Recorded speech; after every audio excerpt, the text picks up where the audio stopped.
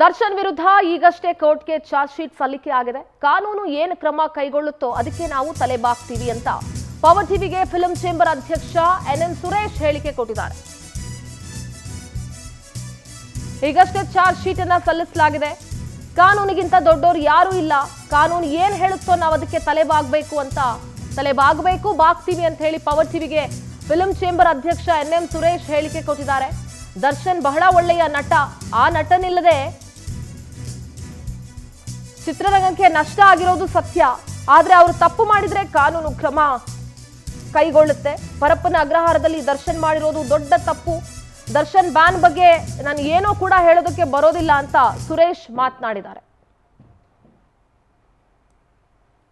ನಮ್ಮ ಪ್ರತಿನಿಧಿ ದೀಪಿಕಾ ಜೊತೆ ಎನ್ ಸುರೇಶ್ ಮಾತನಾಡಿದ್ದಾರೆ, ಕೇಳಿಸ್ಕೊಳ್ಳಿ.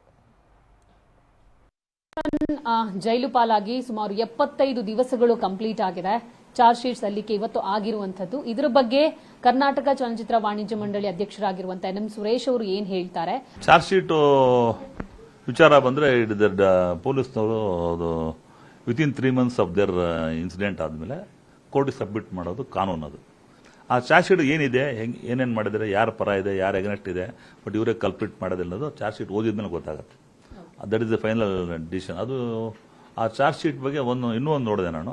ಇದು ಫೈನಲ್ ಅಲ್ಲ, one more this thing will submit one more report ಅಂತ ಹೇಳಿದ್ದಾರೆ. ಅದರಿಂದ ಆ report unless and until entire report ತಲುಪಾದ ಮೇಲೆ ಅದನ್ನ ಡಿಸಿಷನ್ ತಗೊಳ್ಳೋದು ಜಡ್ಜ್ಗಳು. ಅದ್ರ ಬಗ್ಗೆ ಇವರು ಲಾಯರ್ ಮಾಡಿದ್ದಾರೆ, ಅವ್ರು ಲಾಯರ್ ಇರ್ತಾರೆ, ಸರ್ಕಾರದ ಲಾಯರ್ಗಳಿದ್ದಾರೆ, ಡಿಸ್ಕಷನ್ ಮಾಡ್ತಾರೆ, ಆರ್ಗ್ಯುಮೆಂಟ್ಸ್ ಆಗುತ್ತೆ. Will take its own course. Ultimately law stands. ಕಾನೂನು ಏನು ಹೇಳುತ್ತೋ ಅದನ್ನ ಯಾರು ತಪ್ಪು ಮಾಡಿದ್ರೋ ಅವ್ರಿಗೆ ಶಿಕ್ಷೆ ಆಗೋದು ಅಲ್ಟಿಮೇಟ್ಲಿ ಇಟ್ ಇಸ್ ಡಿಸೈಡೆಡ್. ಇನ್ನೊಂದು ಕಡೆ ಸರ್, ಒಂದು ಕಡೆ ದರ್ಶನ್ ಮಾತುಗಳು ಅಥವಾ ದರ್ಶನ್ ನ್ಯೂಸ್ಗಳೇ ಜಾಸ್ತಿ ಸುದ್ದಿ ಆಗ್ತಿದ್ರೆ, ಇತ್ತ ಕಡೆ ಹೆಣ್ಮಕ್ಳಿಗೆ ಲೈಂಗಿಕ ದೌರ್ಜನ್ಯ ಆಗ್ತಾ ಇದೆ. ಆ ಕೂಗು ಜಾಸ್ತಿಯಾಗಿ ಇಂಡಸ್ಟ್ರಿಯಲ್ಲಿ ಕೇಳಿ ಬರ್ತಾ ಇದೆ. ಇದಕ್ಕೆ ಸಂಬಂಧಪಟ್ಟಂತೆ ಈಗಾಗಲೇ ಮಾಲಿವುಡ್ ಅಲ್ಲಿ ಹೇಮಾ ಕಮಿಟಿಯ ರಚನೆಯಾಗಿದೆ. ಅದರ ಅಂಡರಲ್ಲಿ ಒಂದಿಷ್ಟು ಪ್ರೊಸೀಜರ್ಗಳು ಕೂಡ ನಡೀತಾ ಇದೆ.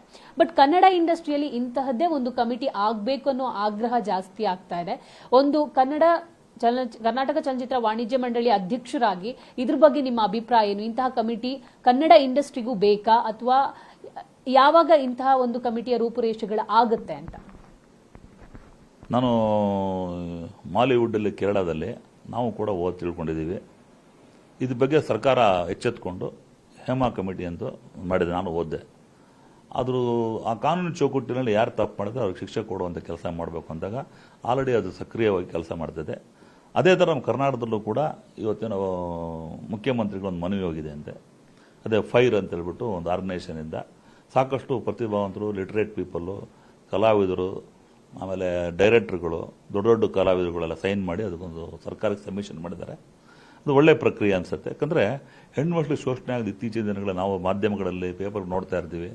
ಅತ್ಯಾಚಾರಗಳು ಜಾಸ್ತಿ ಆಗ್ತಾ ಇದ್ದಾವೆ. ಇಂಥ ಒಂದು ನಿಟ್ಟಿನಲ್ಲಿ ಇಂಥ ಕೆಲಸ ಮಾಡೋರಿಗೆ ಒಂದು ಕಟ್ಟುನಿಟ್ಟಾದ ಏನೋ ಒಂದು ಕಾನೂನಿದ್ರೆ ಭಯದ ವಾತಾವರಣ ಕ್ರಿಯೆ ಆಗುತ್ತೆ. ಅದರ ಏನಾಗುತ್ತೆ ಅಂದರೆ, ಎಲ್ಲೋ ಒಂದು ಮೂಲೆಯಲ್ಲಿ ಸ್ವಲ್ಪ ಸಡಿಲಗೊಂಡ್ರೆ ಇಂಥ ಒಂದು ಕೆಲಸಗಳು ಜಾಸ್ತಿ ಆಗ್ತದೆ.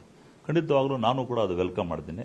ಸರ್ಕಾರ ಕೂಡ ಅದನ್ನು ಮಾಡಿದರೆ ಅದು ಗೌರವ ಕೊಡೋ ಒಂದು ಕೆಲಸ ನಾವು ಮಾಡಬೇಕು. ಯಾಕಂದರೆ ಯಾರೇ ಆಗಲಿ ನಮ್ಮನೆಗೂ ಹೆಣ್ಮಕ್ಳಿದ್ದಾರೆ. ಹೆಣ್ಣುಮಕ್ಕಳ ಶೋಷಣೆ ಆಗೋದು ವಿರುದ್ಧವಾಗಿ ಏನು ಕೆಲಸ ಮಾಡಿದ್ರು ಒಳ್ಳೆ ರೀತಿಯಲ್ಲಿ. ಅದರ ಹೆಣ್ಮಕ್ಳು ಕೂಡ ಸುಮ್ಮನೆ ಇದರ undue advantage of this fire committee ತೊಗೊಳ್ಳೋವಂಥದ್ದು ಭಾಳ ನಡೆಯುತ್ತೆ. ಅದೆಲ್ಲ 100% ಸತ್ಯ ಅಂತ ಸತ್ಯತೆಗಳು ಅರ್ಕೊಂಡು ಅದು ಕಾನೂನು ನಡೆಯಲು ಯಾವ ಥರ ಕಾನೂನು ಮಾಡಬೇಕು ನೋಡ್ಕೊಂಡು ಸರ್ಕಾರ ಮಾಡಲಿ ಅಂತ ಕೇಳ್ಕೊಂತೀನಿ. ನೋಡಿದ್ರಲ್ಲ, ಇದಿಷ್ಟು ಕರ್ನಾಟಕ ಚಲನಚಿತ್ರ ವಾಣಿಜ್ಯ ಮಂಡಳಿ ಅಧ್ಯಕ್ಷರಾಗಿರುವಂತಹ ಎನ್ ಸುರೇಶ್ ಅವರ ಮಾತಾಗಿತ್ತು. ಕ್ಯಾಮರಾ ಪರ್ಸನ್ ಹರೀಶ್ ಜೊತೆ ದೀಪಿಕಾ, ಪವರ್ ಟಿವಿ, ಬೆಂಗಳೂರು.